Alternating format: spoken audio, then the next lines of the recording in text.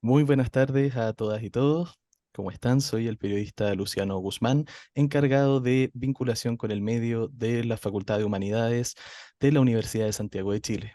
En esta oportunidad queremos darle la bienvenida a un nuevo ciclo del conversatorio Por la Vida Siempre, organizado por el profesor Maximiliano Salinas del Departamento de Historia de nuestra universidad. Profesor, ¿cómo le va? Bienvenido.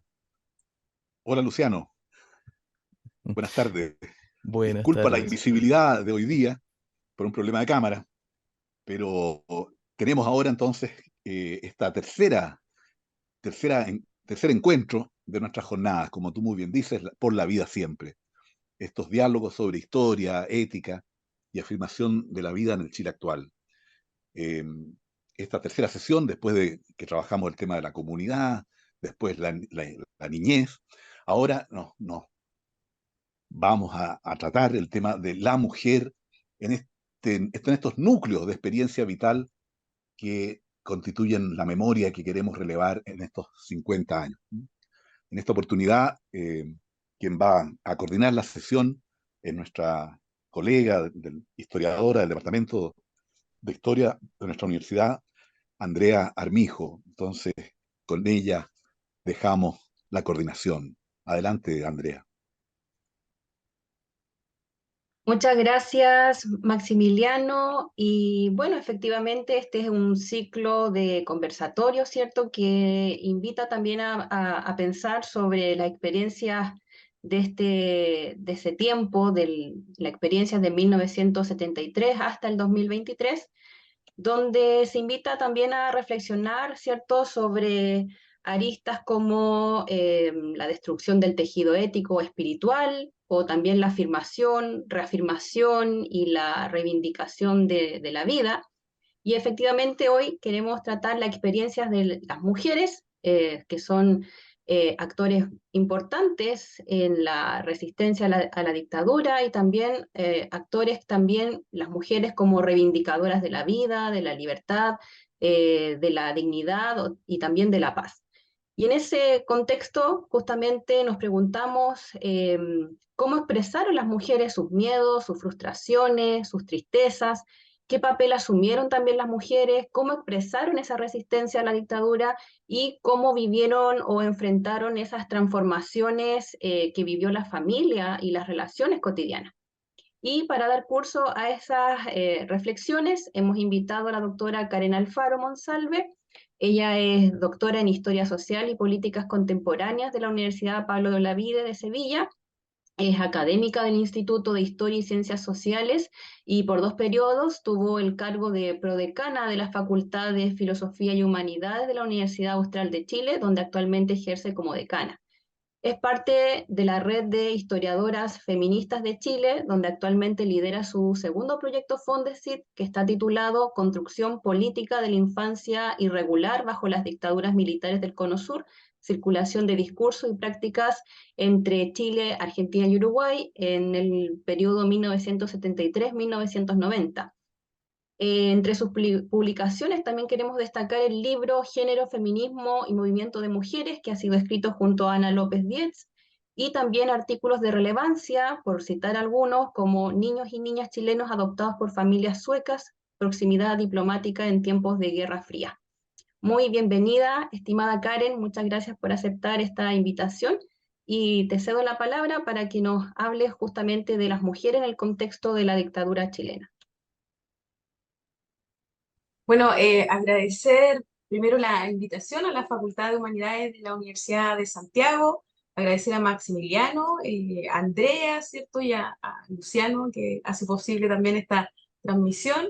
Agradecer a quienes se han sumado y van a ver también posteriormente este conversatorio, esta discusión.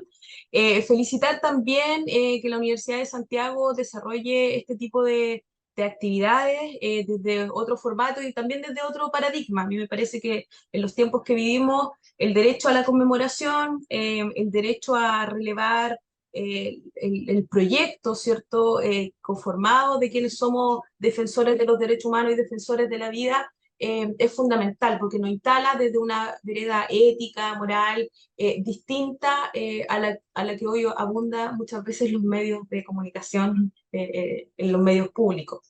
Así que quiero partir haciendo estos agradecimientos porque todo el debate y el contexto que estamos viviendo también ha negado en algunos espacios el derecho a la conmemoración. Sabemos que es un derecho fundamental, ¿cierto?, de los pueblos, generar espacios de reflexión, instancias que convoquen a la reflexión sobre la memoria y la historia.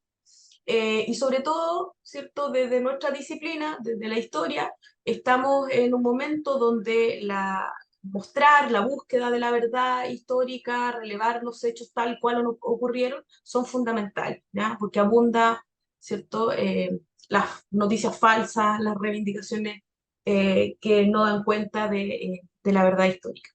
Y yo quisiera, en el caso, ¿cierto?, de esta presentación y el tema que hoy día nos convoca, más que hacer una descripción lineal, ¿cierto?, de cómo han articulado la lucha de los movimientos de mujeres por la vida en distintas etapas, tratar de hacer un ejercicio que nos interpele desde el presente al pasado, ¿cierto?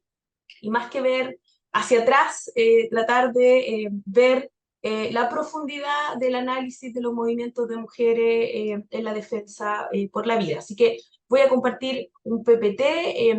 Andrea, apenas, si me paso los tiempos, tú me avisas. ¿Ya? Entonces quisiera proponer, porque me parece que puede ser interesante para los debates en curso, una perspectiva, ¿cierto?, de deconstruir el tiempo histórico en esta lógica lineal y más bien ver los movimientos de mujeres como en esta idea, ¿cierto?, de estructuras temporales que se sedimentan a lo largo del tiempo y donde las estrategias de defensa por la vida nosotros recurrimos a ellas como un aprendizaje, como una genealogía, como aquella memoria y experiencia que recurrimos cuando necesitamos armarnos y constituirnos, ¿cierto?, a lo largo de la historia. Una de estas experiencias recientes que grafica muy bien esta idea de las experiencias de los movimientos de mujeres como sedimentadas a lo largo del tiempo, como estructuras temporales, ¿cierto?, como un tiempo que no pasa, sino como experiencias que se transmiten, no solamente por la oralidad o la memoria, sino también a través de los movimientos de mujeres y los movimientos sociales, en la que vivimos recientemente a propósito de la crisis económica dejada por la pandemia. ¿Ya? Vimos cómo en el contexto post-pandemia y la fuerte crisis económica de la cual todavía no nos hemos recuperado, ¿cierto?, se multiplicaron a lo largo del país distintas ollas comunes y estrategias que recrearon prácticas solidarias, prácticas de organización en las poblaciones, lideradas fundamentalmente por mujeres. ¿Ya? Y en esto se recurrió a una memoria clave en la historia reciente, que fue como durante la dictadura, y a mí me parece que esta experiencia grafica que la violencia de la dictadura fue bajo la lógica del terrorismo Estado, fue violencia política, pero sobre todo fue una violencia económica inédita, ¿cierto?, en la historia. ¿Ya? Y yo creo que este elemento es fundamental para entender, ¿cierto?, que Pinochet, lejos de ser una estratega, sumergió a la población y a los sectores populares en particular a la extrema condición, el límite de la vida, ¿cierto? El hambre se extendió por todos los territorios y por lo tanto ahí emergieron estrategias de sobrevivencia que fundamentalmente fueron lideradas, ¿cierto?, por mujeres. Entonces mi propuesta es poder ver cómo a lo largo de la historia nosotros vemos, ¿cierto?, que la experiencia de las mujeres genera estrategias de defensa por la vida, de defensa por los derechos, como un continuum histórico. ¿Ya? La lucha por la vida, la búsqueda de estrategias que apuesten a la construcción de un mejor vivir, han sido, ¿cierto?, a lo largo de nuestra historia sedimentadas como parte fundamental de nuestra construcción y de nuestra experiencia histórica. Quisiera a partir de eso plantear algunos ejes para el debate, para entender cómo la historia de la mujer en nuestra historia reciente y de los movimientos de mujeres han sido un continuo, ¿cierto?, de esta defensa por la vida. Lo primero es que tenemos más cercano la memoria en torno al mayo feminista, ¿cierto? El movimiento feminista reciente, que lo que hace es recuperar primero un lenguaje, ¿ya? Poner el feminismo en la circulación como lenguaje que había sido absolutamente clausurado, que había caído en desuso durante la dictadura militar y también en la postdictadura, junto con categorías como clase, ¿cierto? Categoría de pueblo, categorías del bien común. La categoría de feminismo también había sido, ¿cierto?, clausurada desde la dictadura militar en adelante. Y en la postdictadura, esta categoría, en el mejor de los casos, como ahí aparece en el espacio académico, fue reemplazada, ¿cierto?, la categoría de feminismo por género o el enfoque de género. Y en el espacio institucional fue reemplazada desde los mandatos familiares, ¿cierto?, y hegemónicos, fue reemplazada por la universalista categoría de la mujer, ¿ya? Esta categoría universalista de la mujer, sobre todo replicada como la continuidad de SEMA Chile, ¿cierto?, que también construye un universalista de la mujer, como un mandato, ¿cierto?, de domesticación de la mujer madre esposa, tiene una cierta continuidad desde los valores tradicionales, conservadores, ¿cierto?, que conciben desde las políticas públicas a las mujeres fundamentalmente en el espacio, ¿cierto?, privado y vinculado directamente con las familias. Eso se explica de cierta manera porque el liderazgo de esta institucionalidad en la postdictadura fue encabezado fundamentalmente, ¿cierto?, por la democracia cristiana, donde se igualó la familia, ¿cierto?, con la experiencia de ser mujer. Y por lo tanto, yo creo que hoy día, o desde la articulación de los movimientos feministas, recuperar, ¿cierto?, la pluralidad de experiencias del ser mujeres es un acto político fundamental, ya reconocernos como parte de una trayectoria histórica, de diversas experiencias del ser mujer, es clave, digamos, para poder constituir y recuperar, ¿cierto?, nuestra genealogía, nuestra historia. Un aspecto importante tiene que ver también con reconocer que hay distintas, en esta construcción hay distintas relaciones de las mujeres, de los movimientos feministas con la política, ¿ya? Hay, sobre todo durante la década del 60 y 70, ¿cierto?, la incorporación de las mujeres a la militancia partidista en distintos sectores en nuestro país, pero hay sobre todo una militancia social que desbordó, ¿cierto?, los márgenes de los partidos políticos, que transitó no solamente en el espacio público, sino también en el espacio privado, territorial y poblacional, donde se construye un nosotras como compañeras, ¿ya? Un nosotras como compañeras, ¿cierto?, que se basa fundamentalmente en reconocernos, ¿cierto?, a partir de una experiencia del ser mujeres enfrentadas a violencias múltiples, donde el patriarcado, ¿cierto?, aparece como una estructura difícil, ¿cierto?, históricamente de transgredir.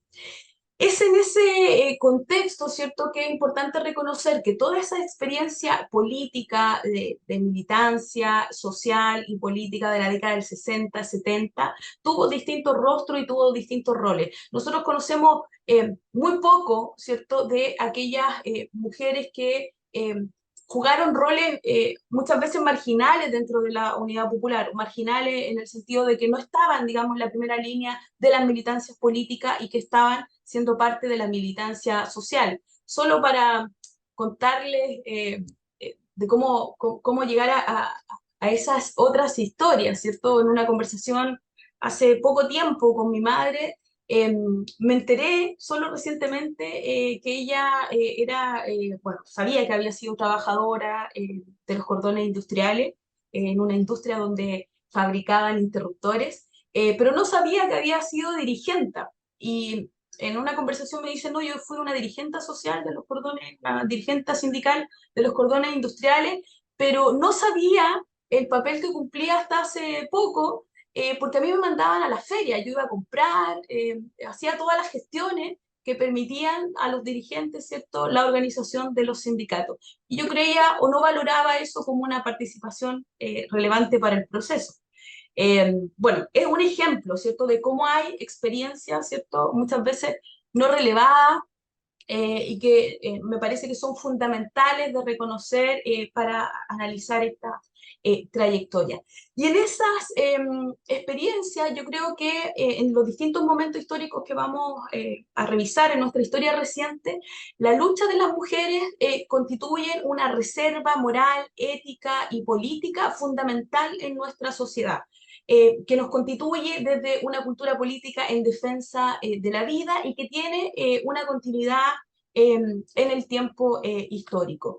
Si no fuera, digamos, por esta reserva moral, muchas de las reivindicaciones, la lucha contra la impunidad, ¿cierto?, el negacionismo, tendrían otro poder y otra cabida en nuestra sociedad. Decía entonces que la pluralidad de experiencias del ser mujer resulta hoy día una reivindicación fundamental. Reconocer también las distinciones, las jerarquías que son de género, pero también son de clase, de raza, ¿cierto? Y cómo el patriarcado, en particular en América Latina, desarrolla estas distinciones y violencia en función de esta jerarquía. Destaco también, porque es un debate, digamos, permanente en la historiografía, que en este proceso, ¿cierto?, post-movimiento sufragista existió, sobre todo en el contexto de la Guerra Fría, ¿cierto?, la necesidad de incorporar a las mujeres a los proyectos políticos globales. Se instalan en el centro de las disputas de la Guerra Fría, cuando la política adquiere otra connotación, ¿ya? Y se vincula a la moral, a la ética. El rol que cumple el maternalismo político también desde ese momento en adelante resulta fundamental. Y por lo tanto es importante reconocer que también existió un movimiento de mujeres que bajo, digamos, el amparo o la utilización política del miedo, ¿cierto?, se alineó en la lucha contra el gobierno de Salvador Allende. Eran las mujeres, ¿cierto?, que les tiraban maíz a los militares y que fueron parte de ese movimiento, que lejos de estar en la defensa por la vida, ¿cierto?, actuaron en favor de derrocar el gobierno democráticamente electo. Pero nosotros nos vamos a centrar en visibilizar desde el paradigma de la ética de la vida, ¿cierto?, a aquellos movimientos de mujeres que permitieron una construcción diferenciada de un proyecto histórico que la sitúa desde una ética y desde una moral y defensa por la vida. Al respecto, me parece que desde la historia es importante reconocer, ¿cierto?, dónde buscamos estas mujeres que son plurales, estas experiencias que son diversas, y yo creo que un ejercicio importante desde la historia es el tratamiento diferenciado de los marcos analíticos que nos constituyen como disciplina. Uno de estos es la diferenciación del tiempo histórico, ¿ya? Esta máxima, ¿cierto?, de que el tiempo transcurre para todos igual.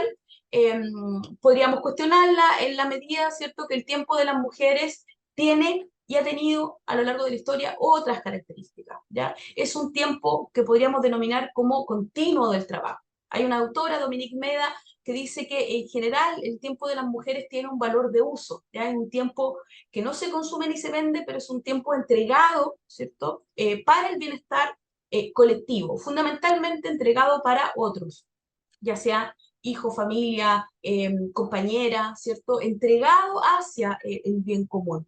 Y me parece que este aspecto caracteriza o ha caracterizado los movimientos de las mujeres por la vida, ¿cierto?, cómo no se valoriza esa entrega en función, ¿cierto?, que comporta un proyecto mayor, y en este caso, ¿cierto?, la defensa por la vida, un trabajo que se hace principalmente, ¿cierto?, en beneficio del bien o la búsqueda de un proyecto hacia el bien común.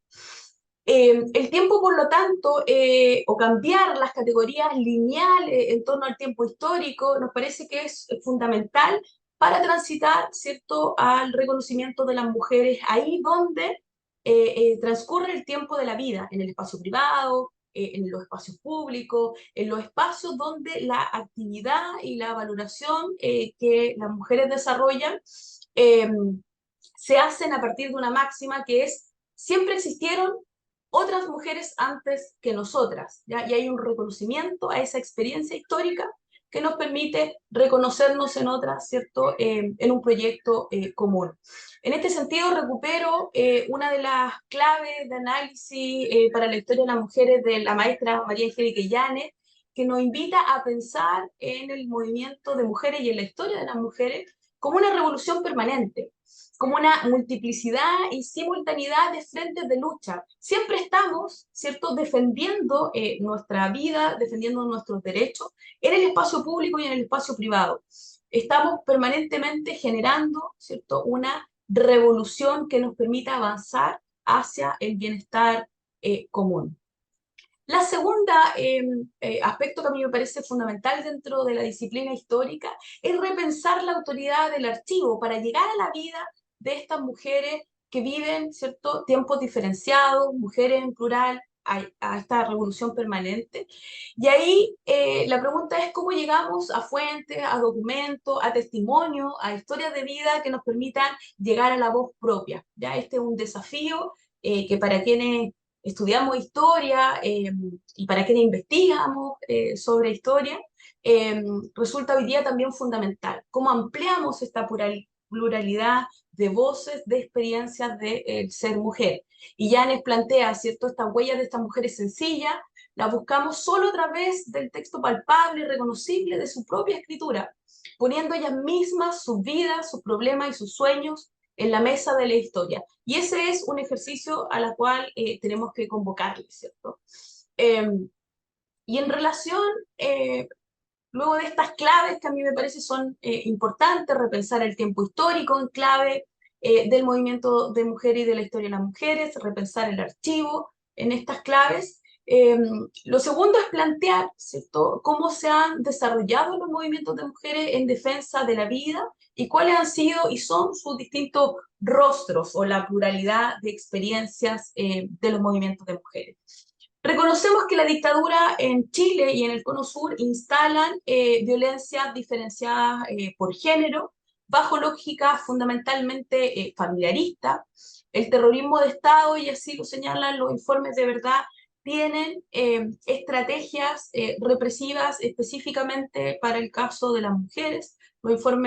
El informe Rettig da cuenta de ciertos datos y incorporó la cantidad de mujeres detenidas, desaparecidas y ejecutadas políticas. El informe Valech da el reconocimiento, ¿cierto?, de la prisión política de las mujeres, la experiencia de tortura, pero reconoce además, ¿cierto?, la violencia política sexual como una práctica diferenciada de género que tiene hasta el día de hoy, en términos del reconocimiento estatal, una deuda fundamental, ¿ya? Todavía no reconocemos, y así lo dicen las propias organizaciones y agrupaciones de mujeres resistentes que sufrieron violencia política sexual, no conocemos de aquellas mujeres que en las poblaciones, en los sectores populares, también, ¿cierto?, sufrieron violencia política sexual, no solamente en la prisión, sino también en distintos espacios. Y aquí tenemos un déficit de verdad y también de justicia en estas materias. Y en esto, digamos,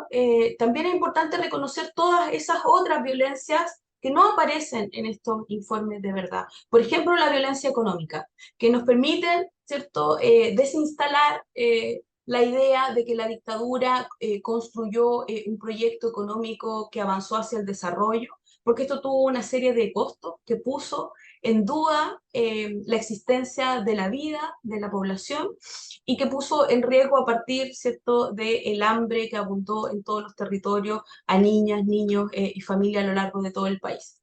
Quise traer solo para dar cuenta de eso y reconstituir a partir de eso la verdad histórica de cómo la dictadura sumergió a la gran mayoría en la extrema pobreza en el país. Quería leer un fragmento de la revista Solidaridad, donde daban cuenta a partir de los testimonios de la voz propia de las mujeres, cómo se vivía la cotidianidad, ¿cierto?, bajo la dictadura militar, y cómo la estrategia de los comedores populares y la organización de las mujeres permitió resistir a pesar de esta violencia económica impuesta. ¿Ya? Bueno, le preguntan el periodista, esto es muy sacrificado, dice, no, lo hacemos con tanto cariño durante 5 días a la semana. ¿Ya? Participamos mínimo 4 mujeres que trabajamos gratis de las 8:30 de la mañana hasta las 3 de la tarde. También ellas decían en estos testimonios que lo hacían frente al dolor, la desesperanza. Esto les daba la posibilidad de continuar viviendo y entregar su trabajo, ¿cierto? Entregar lo que sabían hacer a los niños, niñas y a las mujeres que asistían a estos comedores. También ellas planteaban que los lunes de hambre existían, porque los lunes no se abrían los comedores y por lo tanto habían 2 o 3 días que las familias no tenían, ¿cierto?, para comer. Le preguntan, bueno, muy cansada era la pregunta recurrente, y ellas dicen, las piernas solamente, pero ya trajimos la leña para poder cocer el pan y las empanadas. Si nos conseguimos algo de carne para el 18, carne, le preguntan, se ríen, sin amargura, casi, casi con risa de verdad. Dice, yo apenas paso por una carnicería a ver si siento el olor. Hace 5 meses fue a Paine y allá comí una cazuela. Claro que tenía tanta hambre y la comí tan ligero que ni me di cuenta de lo que estaba comiendo. Ahora me arrepiento. ¿Ya? Los testimonios respecto a, por una parte, ¿cierto?, lo que representaron los comedores populares, el trabajo desarrollado en estos comedores, nos llevan a la necesidad de valorizar este tiempo y esta experiencia de las mujeres en la articulación, ¿cierto?, por la vida que permitió la resistencia, ¿cierto?, a la dictadura desde distintos frentes, como nos invita a pensar María Angélica Illanes. Desde la historiografía, ¿cierto?, colegas como Hilary Giner y otras han sistematizado la experiencia no solamente en Santiago, sino en distintos territorios de lo que fue conformando el feminismo popular. ¿Ya? Ella ha destacado el caso, ¿cierto?, de Casayela, que junto con desarrollar estrategias de apoyo a las mujeres por la carestía de la vida, también se constituyeron en importantes referentes para luchar contra la violencia doméstica, ¿ya? Que se agudizaba sobre todo en contextos de crisis económica. Bueno, junto también con el movimiento de mujeres que se expandió durante la dictadura para la sostenibilidad de la vida, sabemos que desde los primeros días de sufrida la represión, las mujeres también se articularon en los movimientos, la agrupación de familiares de detenidos desaparecidos y otras agrupaciones en el gran marco, ¿cierto?, del movimiento de derechos humanos en Chile, que jugó un rol clave para la denuncia contra la violación a los derechos humanos a nivel nacional y sobre todo a nivel internacional, ¿cierto?, que generó el aislamiento de la dictadura y el régimen. De estas agrupaciones, ¿cierto?, han existido también grupos y colectivos de mujeres que hoy en día, en el marco general de los derechos humanos, reivindican la necesidad de avanzar en conocimiento y justicia frente a otras violaciones, como lo es la violencia política sexual, que como decíamos al inicio, no ha tenido el reconocimiento necesario por parte del Estado, pero sobre todo, ¿cierto?, reivindican el lugar de la resistencia, el rol importante que estas mujeres cumplieron desde la década del 60, 70, en la lucha política, la lucha contra la dictadura militar y sobre todo en la postdictadura, la lucha contra el olvido, ¿ya? Que no ha sido, digamos, fácil en función de los pactos de la clase política.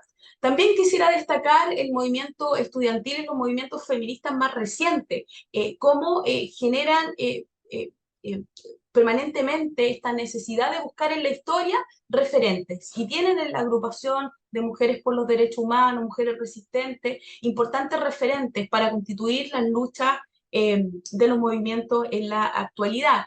Y yo creo que lo que irrumpe el 2018 con el movimiento feminista estudiantil, ¿cierto?, se puede entender en una larga construcción de estudiantes que cuestionaron la jerarquía universitaria, pero también el agotamiento de la promesa neoliberal donde se decía que las mujeres si ingresábamos al campo del mundo del trabajo íbamos a obtener algún tipo de liberación. Lejos de eso, el neoliberalismo ha precarizado, ¿cierto?, nuestras condiciones de vida y de su subsistencia y de explotación en la doble socialización en el trabajo.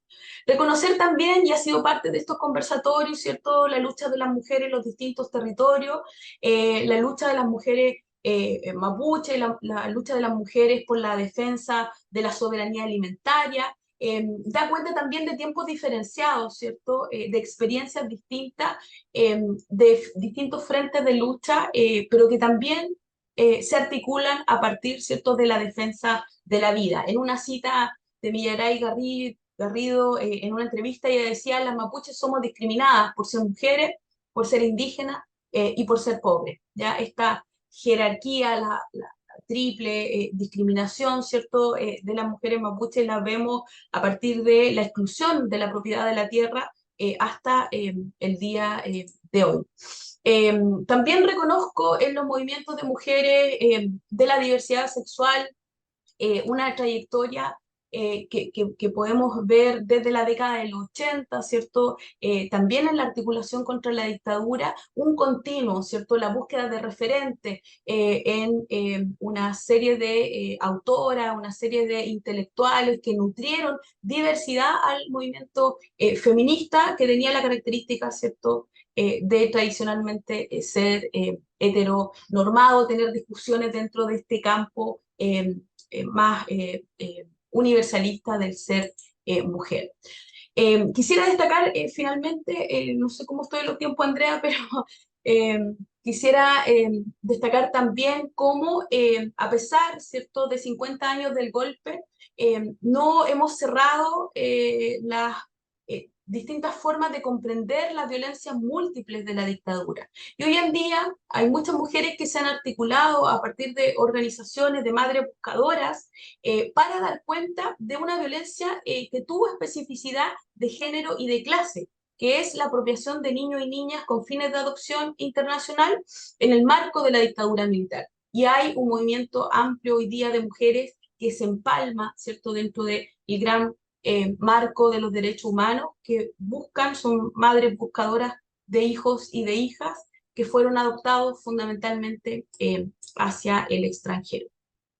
Bueno, para cerrar, quisiera en esta trayectoria, ¿cierto?, tratar de hacer un ejercicio de cómo los movimientos de mujeres no empezamos, ¿cierto?, de cero en la lucha por la vida, sino que siempre recurrimos a esta referencia, a esta herencia, a la necesidad de dialogar con otras mujeres que estuvieron antes que nosotras, de reconstruir esta genealogía. Y me parece que en el contexto actual la defensa por la vida es fundamental, donde impera cierto discurso negacionista, antifeminista, que cada vez quieren hacernos retroceder en materia de avances de derechos. ¿Ya? Y yo creo que dar cuenta de esta trayectoria de los movimientos de mujeres y de la defensa por la vida también nos sitúa desde un paradigma ético, moral y político que dota a los movimientos de mujeres y a los movimientos feministas de otra cultura política tan necesaria hoy en día para la cultura política nacional. Eso, y perdón, Andrea, si me... No, súper bien en el tiempo, Karen, y felicidades por la presentación. Y bueno, a mí me hace mucho sentido cuando tú partiste esta presentación, cuando hablas de este continuo, ¿cierto? Estas experiencias continuas que se observan en las mujeres, una experiencia en pos de la vida. Yo automáticamente eso lo traslado a a las mujeres ya del pasado, inclusivamente en contextos, por ejemplo, de guerra, en el ámbito, por ejemplo, en el contexto de las independencias de Chile o en el contexto de las independencias americanas, también vamos viendo a esas mujeres que sin ningún tipo de adherencia política en su momento se tuvieron que hacer cargo también de sus propias familias, de sus hijos, de salir adelante en esos contextos económicos donde también, ¿cierto? En este caso, el Valle Central va siendo también despojado económicamente. Entonces hay ciertas experiencias que como que las mujeres en el tiempo, ¿cierto? Vamos cargando y las vamos de cierta manera también reproduciendo en el tiempo como algo así, no sé si la palabra sea como algo innato, pero no, tenemos esa carga, ¿cierto? Esa carga de experiencia, esas cargas emocionales, de que efectivamente si no está el esposo, el familiar, varón, tenemos que salir adelante de alguna u otra manera.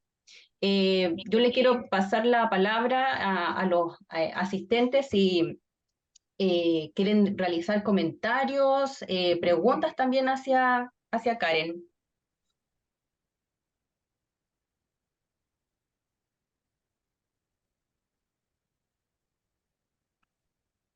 Aquí nos saluda el profesor Miguel Díaz, dice que lamentablemente se nos tiene que retirar, pero yo quería hacerle una pregunta de Cana. Viendo esta sensación de que la mujer chilena, la mujer latinoamericana, por el solo hecho de serlo, tiene, es como que tuviera o naciera con una mochila, ¿cierto? Con un peso extra que ha tenido que acarrear durante mucho tiempo.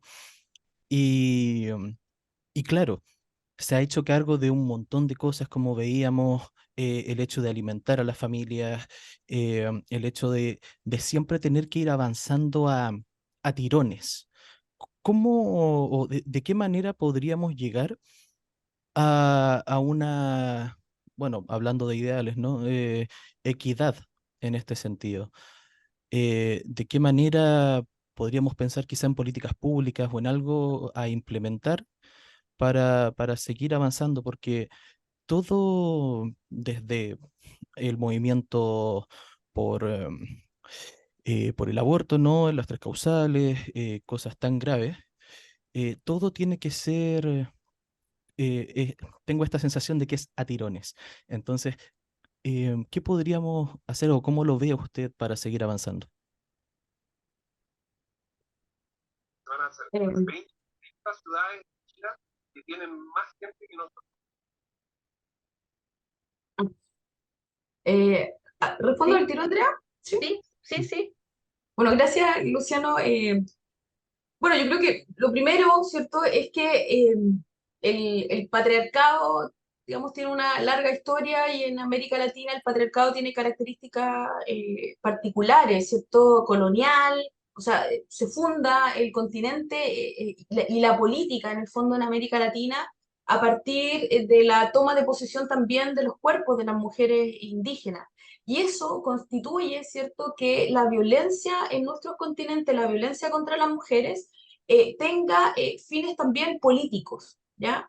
Es decir, que el refuerzo de la hegemonía masculina se ejerce a partir del desarrollo, ¿cierto?, de la violencia contra las mujeres, ¿ya? Eso explica, ¿cierto?, en continuo en el tiempo que las mujeres indígenas, bueno, sufrieron las violaciones, ¿cierto? Y la constitución de esa violencia de los conquistadores desde el origen, digamos, el periodo de conquista, luego se replica durante la época hacendal, donde los dueños de fundos, ¿cierto?, ocupaban el cuerpo de las mujeres, esposas de su inquilino, o todas aquellas mujeres que estaban en sus territorios, como un cuerpo, como una propiedad, ¿cierto? Eso tiene una continuidad a lo largo del tiempo, y eso nos lleva a pensar, ¿cierto?, que la vida y la historia de las mujeres, de nosotras, está cruzada por múltiples violencias, ¿ya? Y a eso se refiere María Angélica Illanes con esta resistencia en distintos frentes. O sea, está en la violencia doméstica, pero también está en la violencia económica, está en el sistema capitalista, eh, y la búsqueda de profundización de derechos eh, no es, a diferencia del ejercicio político masculino, un espacio que se conquiste de una vez y para siempre, ¿ya? En el caso de las conquistas de los derechos de las mujeres, debe existir una lucha permanente, ¿cierto?, para la defensa de esos derechos. A propósito del ejemplo muy bien que tú diste, el derecho al aborto, ¿ya? En algún minuto nosotros pensábamos que del aborto a las tres causales podríamos avanzar hacia el aborto gratuito, ¿cierto?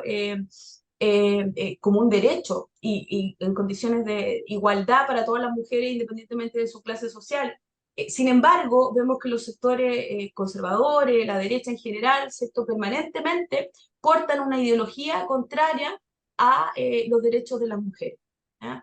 Entonces, en esto, no es que sea, soy muy optimista y creo que es precisamente en esta reserva moral, ética, de la lucha que han tenido las mujeres históricamente por la vida, es lo que nos lleva permanentemente a estar alerta frente a estos retrocesos y articularnos como un colectivo masivo. O sea, vimos en las últimas manifestaciones, ciertas movilizaciones del movimiento feminista, la masividad que adquiere el movimiento de mujeres. ¿Ya? Y ese poder y esa reivindicación, y yo creo que es fundamental esto, la reivindicación por la vida es una reivindicación no transable en términos economicistas o en términos políticos. ¿Ya? Eh, y eso precisamente nos mantiene desde, otro, desde otra forma de hacer política, que yo creo es muy necesaria que los partidos políticos progresistas, ¿cierto?, puedan apropiarse, pero en serio, de la ética y la moral del feminismo y del movimiento mujeres. No solamente como un eslogan, sino que incorporar a las culturas políticas estos principios. Perfecto, definitivamente súper complejo y se siente agotador. Esa es la percepción que tengo. Pero claro, también gracias a estos esfuerzos se ha ido avanzando y por supuesto seguiremos avanzando. Em, y me nace también preguntarle, yo siento que acá en Chile también hay un punto de inflexión, que es la elección de la presidenta Bachelet, la primera presidenta mujer de Chile, ¿no? ¿Cómo vislumbra usted este hito? Porque obviamente tuvo un gran apoyo de parte de las mujeres del país y va avanzando, ¿no? En políticas públicas, en materia de derechos, en materia también de apoyo, ¿no? A los distintos sectores de la población, digamos, sectores económicos, para que puedan, digamos, lograr un nivel de equidad un poquito mayor. Sí, o sea, yo creo que sobre todo Bachelet 2 desarrollaron importantes avances en materia de políticas públicas. Solo por dar un ejemplo que creo que es muy relevante, ¿cierto? Que es el programa como Chile Crece Contigo o otros programas que pensaron en las posibilidades, ¿cierto?, de que las mujeres que salían a trabajar fuera del hogar pudieran tener o que el Estado asumiera el rol cuidador también. Eh, y la reforma en materia de educación, ¿cierto? Educación superior sobre todo, ¿ya? Avanzar hacia la gratuidad, ese tipo de señales en las políticas públicas fueron fundamentales para incluso cambiar la matrícula del sistema, feminizando la matrícula de educación superior, ¿ya? Sobre todo en algunas áreas. Ya muchas mujeres fueron primera generación que ingresaron a la universidad y son las mujeres luego del movimiento estudiantil, las mujeres del movimiento feminista que fueron parte de esa revolución educativa, que ha sido a lo largo de la historia un aspecto fundamental para la liberación y el desarrollo de las mujeres, como comienzo de siglo, como también señalaban las memchistas, ¿cierto? La educación es una herramienta fundamental para la liberación, ¿cierto?, de las mujeres. Muchas gracias, decana. Em, Dejamos al profesor Maximiliano Salinas. Si gusta hacer algún comentario, alguna pregunta, profesor. Sí, Luciano, gracias. Eh, Ujú. Oye, excelente, Karen, te agradezco mucho la presentación. Eh, un tema que me llamó especialmente la atención es cuando tú hablas de ese, eh, bueno, tú dijiste al principio, estamos buscando otros paradigmas. Yo creo que eh, estos diálogos están muy preocupados por la instalación de paradigmas diversos para entender la historia y la historia chilena de en estos 50 años, ¿no? cuando tú hablas de ese tiempo de las mujeres, ¿cómo si tú pudieras exponer un cachito más lo que significa, lo que implica? Porque me parece muy, muy atractivo, muy importante. ¿En qué medida ese tiempo, a ver, yo lo siento que de alguna manera se contrapone, se contradice con el tiempo patriarcal y colonial, que es sobre todo el que vivimos en América, ¿no? Y en qué medida entonces ese tiempo de las mujeres mm, se, se va tejiendo, digamos, en esa tensión con ese tiempo que es el tiempo más del capital, el tiempo del crecimiento, el desarrollo, en fin, el tiempo patriarcal colonial, que es el que sufre América, digamos, ¿no? Por ahí. Ujú. Gracias, Maximiliano, porque Gracias. eso me permite, digamos, profundizar en esta idea que yo creo que es muy significativa, porque en la medida que nosotros cambiamos la comprensión de la categoría del tiempo histórico, también vamos a poder visibilizar otra experiencia de la historia y de la vida de las mujeres. Em, un, un ejemplo que para mí es importante es cómo socialmente nosotros valoramos el tiempo de las mujeres, ¿ya? Como socialmente construimos, ¿cierto?, un valor inferior al tiempo de las mujeres en la medida que ese es un tiempo de Mm, uso. Por ejemplo, la invisibilización del trabajo de cuidados, ¿ya? Es como si nosotras las madres, nuestro tiempo sí, ocupado en la crianza, ¿cierto?, en los trabajos domésticos, es un trabajo que no es valorado socialmente en la medida que ese tiempo, ¿cierto?, no tiene valor social, ¿ya? A diferencia de, como tú bien dices, Maximiliano, el tiempo colonial, el tiempo de la eficiencia del tiempo capitalista, nos lleva a pensar, ¿cierto?, que un tiempo entregado a otro es un tiempo perdido, ¿ya? El tiempo entregado a otros no es un tiempo valorado, ¿ya? En la experiencia de los comedores populares, en la experiencia de la organización y del feminismo popular, nosotros vemos que en ese tiempo se está constituyendo un tejido social, se está constituyendo un proyecto, una forma de solidaridad, ¿cierto?, que hemos perdido en la actualidad, que la recuperamos en ciertas coyunturas, pero que luego volvemos a la lógica individualista, ¿cierto?, a las lógicas neoliberales de privatización del tiempo y de los cuidados. ¿Ya? Yo creo que el gran éxito del proyecto neoliberal, dictatorial, fue mm, generar la privatización, ¿cierto?, del tiempo y de los cuidados. Transitamos de cuidados colectivos, de circulación, por ejemplo, de la infancia, de la crianza colectiva, a la privatización, ¿cierto?, de esos cuidados. Y en eso no hemos, no se ha roto, digamos, ese tejido, esa articulación, esa solidaridad, el pensarnos colectivamente en un proyecto común, ¿ya? Yo creo que recuperar ese hilo, esa hebra histórica, es fundamental para constituir proyectos. muy bien, muchas gracias, Karen. Oye, otra cosa también, agradecerte que pusiste entre las imágenes la imagen de una mujer del tiempo de la dictadura, pero que es clave para que nosotros la pusimos como también en el afiche de nuestro Sí. encuentro, ¿no? Que es Ana González. Yo creo que ella realmente es una metáfora de ese tiempo de la mujer y que realmente no se arredra y no se amilana frente a todas las ofensivas fascistas en los años 80. Y hasta el final de su vida ella fue un testimonio justamente de una presencia indiscutida de una mujer eh, con su tiempo propio. Sí, muchas gracias, Karen. Sí, yo creo que Maximiliano, eso es importante relevar, digamos, esta experiencia y estas mujeres, porque en algún momento, ¿cierto? Como cuando emergen todos los debates feministas, Mm, la forma de hacer ingresar a algunas mujeres en la historia de las mujeres era, bueno, fueron feministas o no.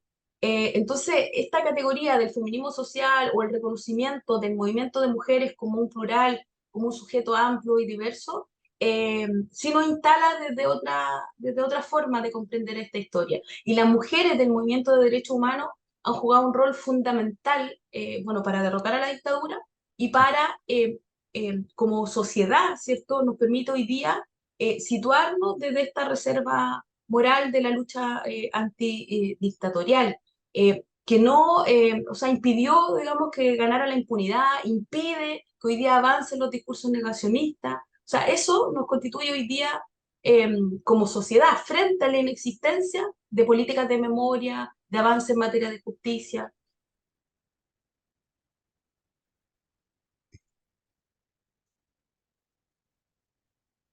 A mí, Karen, me llamó la atención también en esta entrevista que tú nos vas leyendo en tu presentación, cuando la mujer dice, y nos fuimos a la parroquia y nos ayudaron, ¿ya?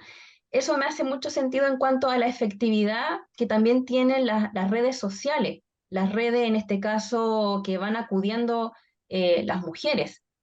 Y a propósito también quiero unirlo con tu actual investigación, porque aquí también las redes para estas mujeres son primordiales. Ahí me gustaría que nos pudieras dialogar en cuanto a la búsqueda de estos niños, niñas, ¿cierto? A partir de esas redes que las madres tienen hoy día o redes que van acudiendo también a lo mejor desde ese mismo pasado. Ujú. Sí, es muy importante la pregunta, Andrea, porque nosotros sabemos que en el contexto de pandemia aumentó la violencia contra las mujeres, precisamente porque lo que no tenían en ese contexto son las redes, ¿ya? Las redes fueron fundamentales, donde acudieron las mujeres bajo la dictadura militar, ¿cierto? El rol de la iglesia, de un sector de la iglesia, hay que decirlo. Pero también es constituirnos como compañeras, ¿cierto? Reconocernos con otras como parte, ¿cierto?, de este hilo, de este tejido social, reconocernos como una compañera, yo creo que es clave en la forma en la cual nos organizamos las mujeres, con liderazgos horizontales, digamos, no tenemos la lucha por, bueno, quién lidera, digamos, esta organización, sino que es más bien otra forma de hacer política y de articularlo. Entonces, en estas experiencias, digamos, de la organización y de las agrupaciones de mujeres, generalmente los liderazgos son compartidos, la solidaridad es lo que prima en la forma de tejer, y yo creo que es fundamental reconocernos en otras historias, ¿cierto?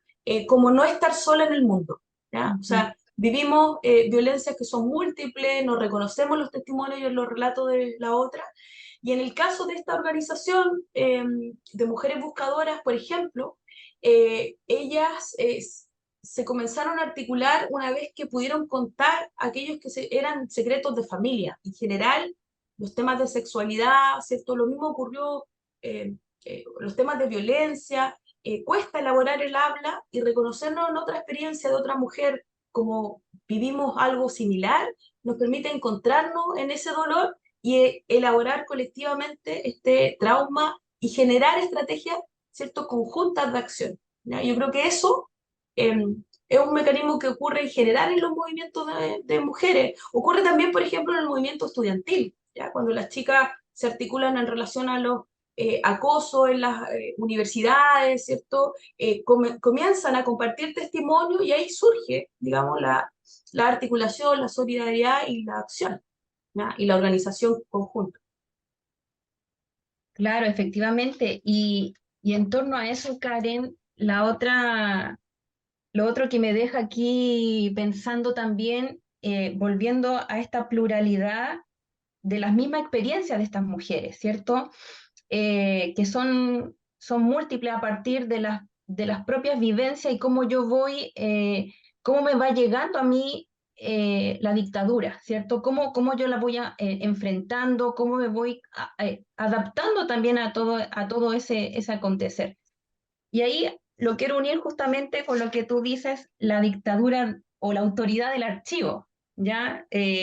¿Cómo accedemos a esas experiencias múltiples? Posteriormente este conversatorio lo van a ver estudiantes también, que seguramente se van también ellas o ellos adentrando este periodo. Eh, Según tu experiencia, ¿hay otras fuentes que necesitan ser visitadas o repensadas justamente para que fluyan, para que veamos también esta multiplicidad de experiencias? Sí, o sea, un gran desafío tiene que ver con la voz propia de las mujeres, ya que generalmente aparecemos mediada o por la institucionalidad, ¿cierto? Por funcionarios públicos, en los archivos, los documentos. Entonces, el acceso a la voz propia, yo creo que nos lleva a otras fuentes. Fuentes, por ejemplo, del mundo privado, la fotografía, los diarios de vida, otro soporte, otras materialidades que nos permiten acceder a esa vida. Por ejemplo, eh, las, eh, las madres en general portan archivos, construyen archivos familiares, ¿ya? Sobre todo fotográficos, pero también otros, ¿ya? Muchas Ya. mujeres guardan, por ejemplo, bueno, los registros de parto, los ombligos de los Sí, hijos, o sea, ¿verdad? hay archivos en las casas, ¿cierto? Que, no sé, las libretas de notas de los hijos, las Ujú, comunicaciones, entonces en cada familia las mujeres también han sido guardianas de archivos o de aquello ujú. que han valorado digamos, hay archivos personales y esas son otras materialidades y otras formas necesarias hoy día de también relevar. Y el testimonio oral que yo creo que es fundamental también para acceder, bueno, porque también la escritura muchas veces eh, y la educación en general y sobre todo en zonas rurales, por ejemplo, siempre ha tenido esa discriminación y sesgo de género. Se educaba a los hombres, al hijo mayor y no a las mujeres, porque las mujeres quedaban en la casa, ¿cierto?, cuidando a los padres. Entonces, entender que la voz propia puede tener distintas materialidades y soportes, pero que es necesaria para llegar, ¿cierto?, a esa experiencia. Claro, y también a partir de las propias preguntas, los conceptos, categorías, también ahí vamos resignificando esas fuentes para que también, de cierta manera, fuentes que muchas veces que pueden ser ocupadas o reocupadas, pero también adquieren su propia vitalidad a partir de las mismas preguntas de investigación. Mm. Luciano, tú me dices que ya estamos en el tiempo. Así es, estaríamos finalizando. Agradecemos nuevamente a la decana de la Facultad de Humanidades de la Universidad Austral, Karen Alfaro, y por supuesto al doctor Maximiliano Salinas, que organiza estas conversaciones tan necesarias a 50 años del golpe de Estado. Muchas gracias y nos Muchas gracias estaremos a viendo en ustedes. otra oportunidad. Muchas gracias a ustedes. Muchas Gracias, gracias, Andrea, Muchas Karen. gracias, Maximiliano. Karen. Gracias. Muchas gracias, Karen. ¿Sí? Andrea, chao. Luciano. Aprovechamos también, antes de cortar la grabación, de dejar invitados a quienes vean esta transmisión para el próximo 23 de agosto, en el nuevo ciclo de Por la Vida Siempre, estos conversatorios que estamos realizando, y la temática será la naturaleza, cómo reconectarnos con la vitalidad de la naturaleza. Quedan todas y todos muy invitados.